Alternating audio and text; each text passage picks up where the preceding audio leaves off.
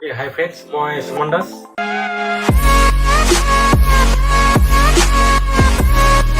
স্বাগতম জনাইছোঁ আপোনালোকক আমাৰ all in one চেনেললৈ।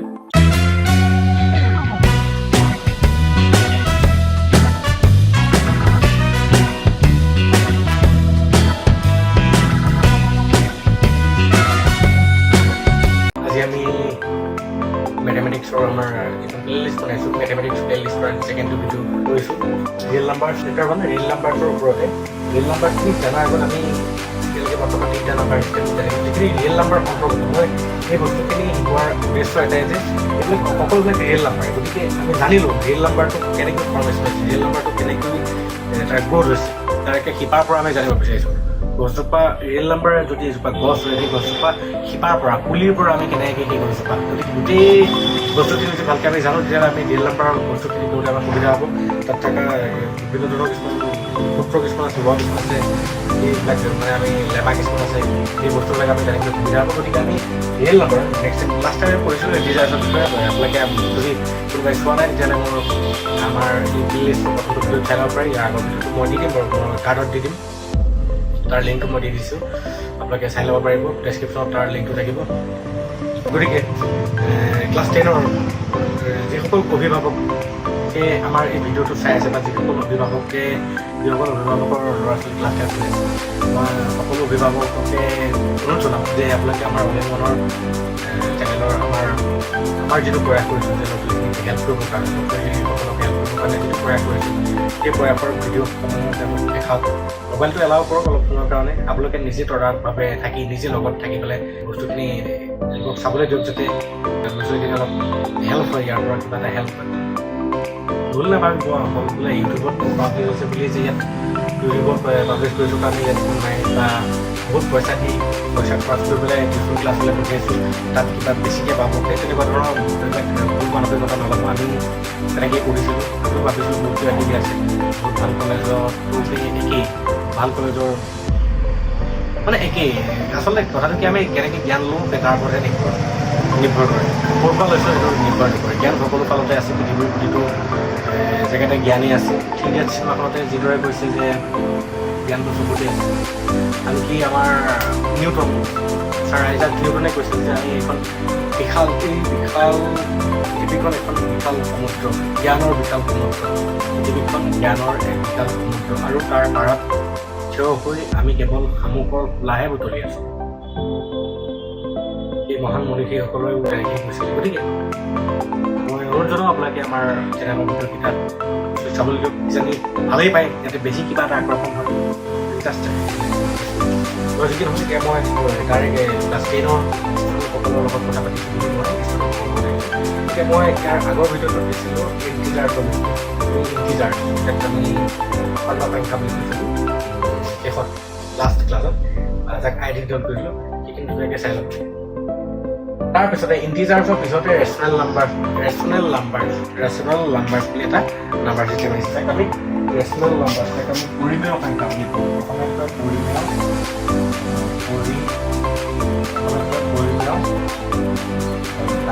Rational number, যাক অসমীয়াত পৰিমেয় সংখ্যা, অসমীয়াত কি বুলি কয় পৰিমেয় সংখ্যা। এতিয়া এই পৰিমেয় সংখ্যাবিলাক কেনেকৈ গঠন হৈছে, পৰিমেয় সংখ্যাবিলাক কেনেকুৱাকৈ গঠন হৈছে, এই পৰিমেয় সংখ্যাবিলাক গঠন ৰেচনেল নাম্বাৰ, তাক আমি পৰিমেয় সংখ্যা, আৰু ইহঁতৰ কিউ দি পেলাই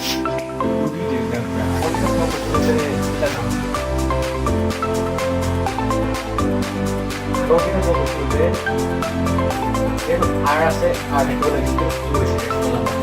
আৰু এটা ব্যতিক্ৰমী আছে। এতিয়া কিউ ডি টেনত কয় ইয়াৰ ফৰ্মেশ্যনটো হৈছে পি স্মল পি ডিভাইড বাই স্মল পি। ইয়াৰ ফৰ্মেশ্যনটো হৈছে পি বাই কিউ, য'ত পি হৈছে কি, পি এটা ইণ্টিজাৰ, মানে পি এটা অখণ্ড, পি এটা আই লাইনডাল, ইণ্টিজাৰ নাম্বাৰ লাইনডাল আঁকি দেখাই দিছোঁ।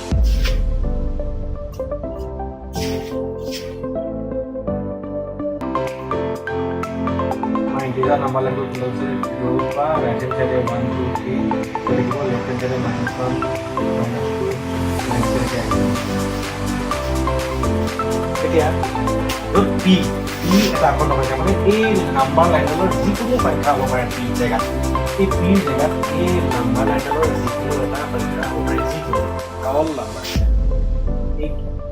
ইন্টিজাৰ নাম্বাৰ লাইনডালৰ যিকোনো হ'ব পাৰে p জেগাত আৰু নেক্সট টাইম আহিলে q এটা অখণ্ড সংখ্যা except p এটা কন্ডিশন আছে যে q not equal to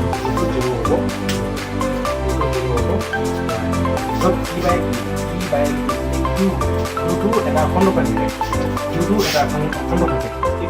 p2 এই লাইনডালৰ যিকোনো সংখ্যা হ'ব পাৰে এই p ৰ জেগাত এই p2 জেগাত এই নাম্বাৰ লাইনডালৰ যিকোনো সংখ্যা বহাব পাৰোঁ কিন্তু q জেগাত q ৰ বাবে কি হ'ব এই নাম্বাৰ লাইন একেডালে q ৰ বাবে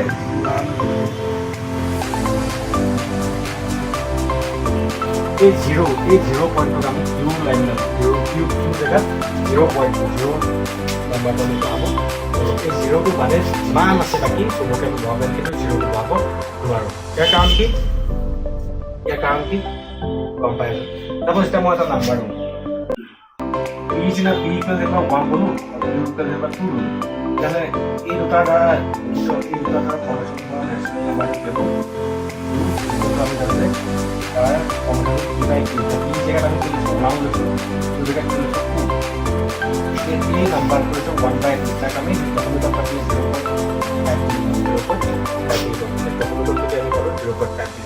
মানে 1 শূন্য আৰু 1ৰ মাজত থকা এটা সংখ্যা মানে টকা পইচাৰ ক্ষেত্ৰত আমাৰ বস্তুবিলাকে বেছি মানে 50 পইচা চাপোজ 50 পইচাটো এটকাতকৈ সৰু আৰু একো নাথাকাতকৈ কিবা এটা সৰু আছে ডাঙৰ মোৰ হাতত একো নাই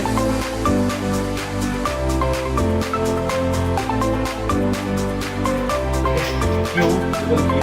জেগাত যদি মই 1 বহাই দিওঁ p জেগাত মই যিকোনো বহাব মই জাষ্ট এক্সাম্পলৰ কাৰণে কৈছোঁ p জেগাত যদি মই p জেগাত যদি 1 বহাই দিওঁ মানে p বাবে p আছিলে এটা অখণ্ড সংখ্যাৰ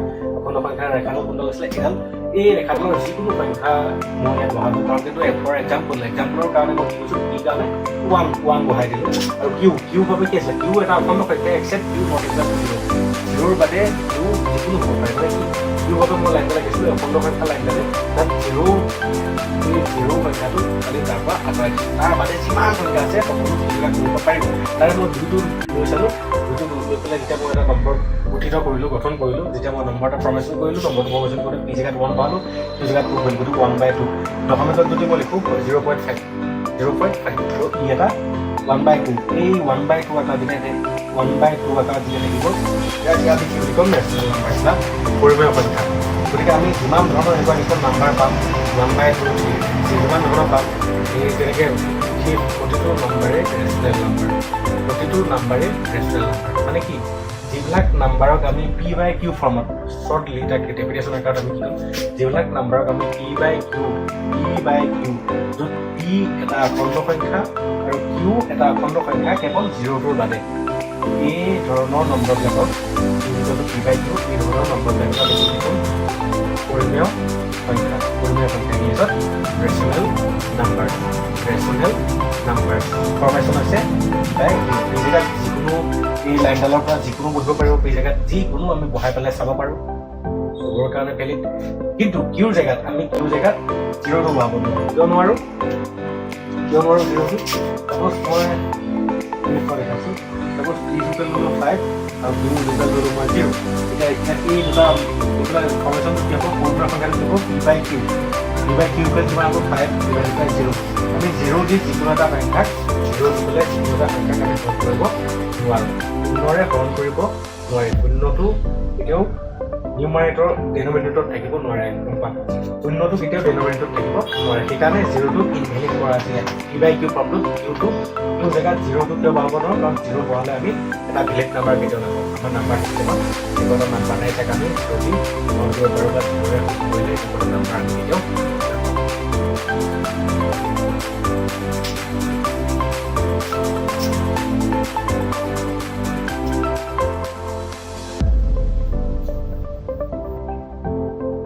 example লৈছোঁ for example suppose মই p equal লৈছোঁ 5 q equal লৈছোঁ 10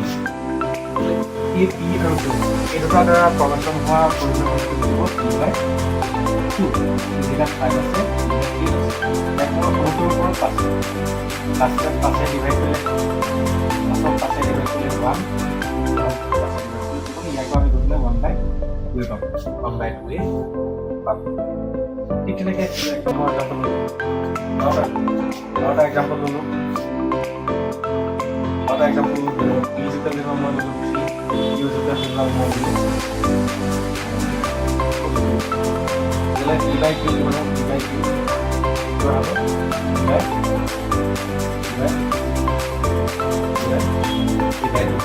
itu ada rational number jadi kita rational number apply কৰাৰ পজিশনটো কি মানে জানা হলো মই দেখাই দিছো পাহৰি যোৱা ৰিফ্ৰেছ কৰি দিছো মানে ৰিভিজন টাইপ কৰি দিছো suppose এটা আমি এইটো জানো 0 পৰা 1 2 3 লৈকে গৈ থাকে এটা নাম্বাৰ এডাল এখানে -1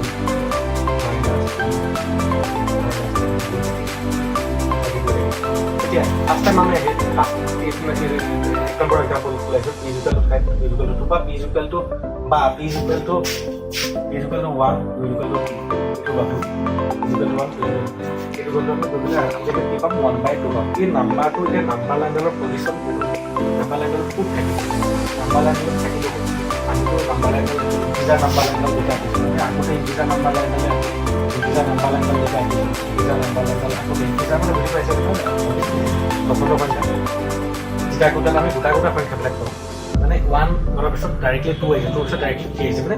স্পেচিফিক নাম্বাৰবিলাকে পাইছোঁ যিবিলাকক আমি জানো তাৰ মাজত থকাবিলাক আমি নাজানো এতিয়া মাজত থকাবিলাকৰ বিষয়ে আমি পঢ়ি আছোঁ এতিয়া 1/2 সংখ্যাটো কোন কেইত আছে 1/2 টো চোৱা 1/2 একক আমি দুভাগ কৰিছোঁ মানে আমি তাক চিম্পলি চাবা প্ৰথমতে ভগাই দিলে কিমান হ'ব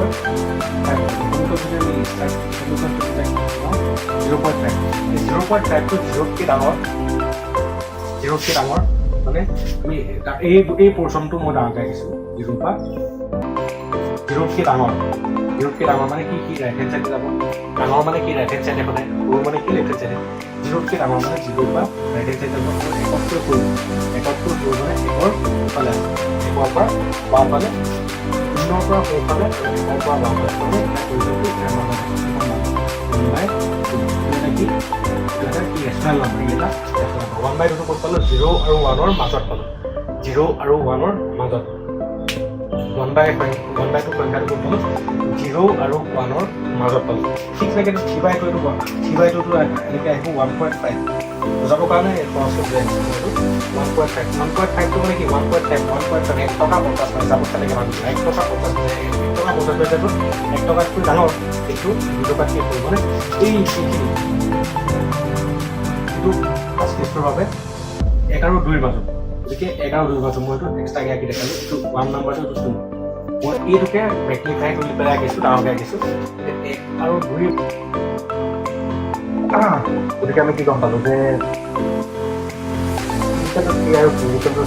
হয় তেতিয়াহ'লে সেই সংখ্যাটো আমি কি প্ৰমাণ পাতিলে কি হ'ব আৰু 2 পাতিলে 1.5 আৰু 1.5 টো একতকৈ ডাঙৰ আৰু 2তকৈ সৰু 1.5 1 টকা 50 পইচা 1 টকা 50 পইচাটো 1 টকাতকৈ ডাঙৰ কিন্তু 2 টকাতকৈ সৰু গতিকে তাক আমি ক'ত পাম 1 আৰু 2 ৰ মাজত পাম 1 আৰু 2 ৰ মাজত পাম গতিকে আমি কি গম পালোঁ ইয়াৰ পৰা আমি এই বস্তুটো দেখাই থকাৰ উদ্দেশ্যটো কি যে আমি যিবিলাক পৰিমেয় সংখ্যা পাইছোঁ সেই পৰিমেয় সংখ্যাবিলাক নাম্বাৰ লাইনডালৰ গোটা সংখ্যাবিলাক যেনে 1 2 3 এনেকুৱা গোটা সংখ্যাবিলাকৰ যিবিলাক স্পেচিফিক নাম্বাৰ সেই স্পেচিফিক গোটা সংখ্যাবিলাকৰ মাজত যিবিলাক খালী ঠাই আছে সেই খালী ঠাইবিলাকত আমি পৰিমেয় সংখ্যাবিলাকে তাত কি বুলি ক'ম তাত বাস কৰে তাত থাকে এই গোটা সংখ্যাবিলাকৰ মাজত যিবিলাক খালী ঠাই আছে এইখিনিৰ পৰা এইফালে যাওঁতে এইবিলাক খালী জেগা আছে সেই খালী জেগাবিলাকত কি থাকে পৰিমেয় সংখ্যাবিলাক থাকে এতিয়া কথা আহিল পৰিমেয় সংখ্যাবিলাক যেতিয়া তাত থাকে বুলি আমি গম পালোঁ এতিয়া আমি কথা আহিল যে অলৰেডি আমি যিটো লাইনৰ কথা পঢ়ি আছোঁ যে বাস্তৱ কি কয় ইণ্টিজাৰ নাম্বাৰ ইণ্টিজাৰ গোটা সংখ্যাবিলাক পৰিমেয় সংখ্যা হয় নে নহয় সেইটো এটা কথা আহিল এতিয়া আমি চাওঁ গোটা সংখ্যাবিলাক পৰিমেয় সংখ্যা হয় নহয় গোটা সংখ্যাবিলাক পৰিমেয় সংখ্যা হয় নে নহয় অলৰেডি আমি গম পালোঁ যে সেই গোটা সংখ্যাবিলাকৰ মাজত যিবিলাক খালী জেগা আছে খালী জেগাবিলাক কোনে পূৰ কৰিছে পৰিমেয় সংখ্যাবিলাকে পূৰ কৰিছে কোনে পূৰণ কৰিছে খালী জেগাবিলাক, পৰিমেয় সংখ্যাবিলাকে এই খালী জেগাবিলাক পূৰণ কৰিছে। এতিয়া আমি চাওঁ যে গোটা সংখ্যাবিলাক কি আচলতে, সিহঁতৰ পৰিমেয়ৰ ওপৰত আমি পাতিব পাৰোঁ নেকি? এতিয়া মই চাপ'জ এক্সাম্পল হিচাপে ইণ্টিজাৰ লাইনডালৰ পৰা 10 to 2, 10ক মই 10/1 বুলি পাতিব পাৰোঁ।